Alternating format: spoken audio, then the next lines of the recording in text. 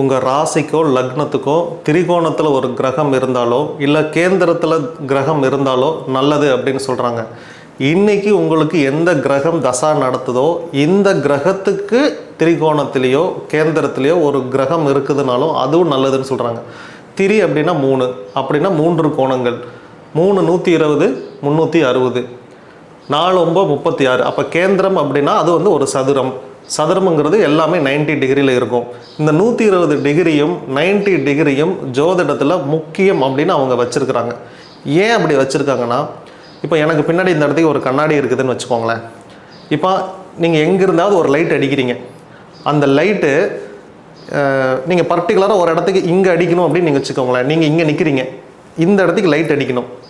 அப்போ என்ன பண்ணுவீங்கன்னா, இங்கேருந்து லைட் அடிச்சிங்கன்னா இது எந்த டைரெக்ஷனில் இருக்குதுன்னு நீங்கள் பார்ப்பீங்க.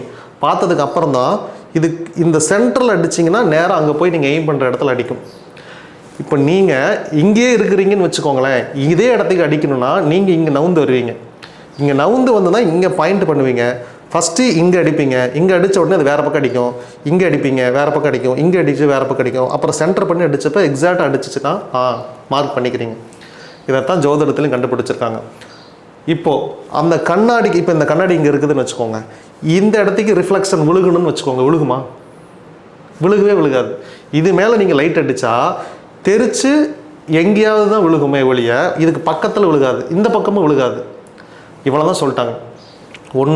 120 டிகிரியில் கண்டிப்பாக எந்த கிரகமாக இருந்தாலும் லைட்டு விழுகும், இல்லையா 90 டிகிரியில் கம்பல்சரி அடிக்கும் அப்படின்னாங்க. அதைத்தான் நான் சொன்னேன், நேருக்கு நேர் செங்குத்தாக லைட் அடிச்சிங்கன்னா ரிஃப்ளெக்ட் ஆகும். இது இல்லாமல் கிரகங்களுக்கு பார்வைன்னு ஒன்று கொடுத்துருக்காங்க. கிரகங்கள் பார்க்க அப்படின்னா, இப்போது செவ்வாய் அப்படின்னு வச்சுக்கோங்களேன், அந்த கிரகத்துக்கு பார்வைன்னு கொடுத்துருக்காங்க. சனி அப்படின்னு பார்வை கொடுத்துருக்காங்க. 3 7 10 4 7 8 அப்படின்னு கொடுத்துருக்காங்க. குரு 5 7 9 அப்படின்னு கொடுத்துருக்காங்க. இருள் கிரகம் ராகு கேதுவாக இருந்துச்சுன்னா அவங்க எந்த வீட்டில் நிற்கிறாங்களோ பக்கத்து 2 வீடையுமே எடுத்துக்குவாங்க. வலதுபுறம் ஒரு வீடு, இடதுபுறம் ஒரு வீடு. இந்த 2 வீட்லையும் இருக்கக்கூடிய கிரகங்கள் மீது அவங்க இருள் கிரகம் ஆட்சி செலுத்தும். மாந்தியும் தான் இருக்கிற வீடு, பக்கத்து வீடு, இந்த பக்கத்து வீடு, நேர் 7ஆம் கட்டம் வீடு, மாந்தியோட பார்வை. அப்போ இருள் கிரகங்கள் இந்த மாதிரி பார்க்குது. ஒளி சிதறும். இருள் என்ன பண்ணணும்னா பக்கத்தில் இருக்கிற லைட்டை பிடிச்சி இழுக்கும். இப்போ லக்னத்திலிருந்து 3ஆவது வீட்டில் மாந்தி இருந்துச்சு அப்படின்னா 3க்கு இந்த பக்கம் 2ல் இருக்கக்கூடிய கிரகத்தின் ஒளியையும் 3க்கு இந்த பக்கம் 4ல் இருக்கக்கூடிய கிரகத்தின் ஒளியையும் இந்த மாந்தியானவர் இழுத்துக்கொள்வார். நேர் 7ஆம் வீட்டில் இருக்கக்கூடிய கிரகத்தின் லைட்டை ஒரு இழுத்துக்குவார். இதுதான் ஒளியியல் கோட்பாடு. ஜோதிடவியல் அப்படின்னாலே இங்கே ஒளியியல் தான் நம்ம படிக்கிறோம். ஒளி நேர்கோட்டில் தான் செல்லும், ஒளி வளைஞ்சு வளைஞ்சு செல்லாது, ஒளி வளையமாக போகாது. வளையமாக பரவுறது வந்து சவுண்டு. ஒளிங்கிறது ஸ்ட்ரைட் லைனாக மட்டும்தான் போகும்.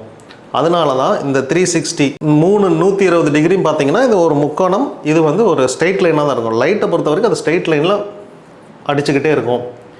இந்த கான்செப்ட் தான். அதனால் உங்கள் லக்னம், உங்கள் ராசி, இன்னைக்கு தசா நடத்தக்கூடிய கிரகம், இதற்கு திரிகோணத்திலேயோ கேந்திரத்திலேயோ ஒரு கிரகம் இருந்தால் அது நன்மை பயக்கும் அப்படின்னு சொல்கிறாங்க. ஒருவேளை அது தீய கிரகமாகவே இருந்தாலும் நன்மை பயக்கும் அப்படின்னு சொல்கிறாங்க. கேளக்கியர் சித்தர் நமோ நமக.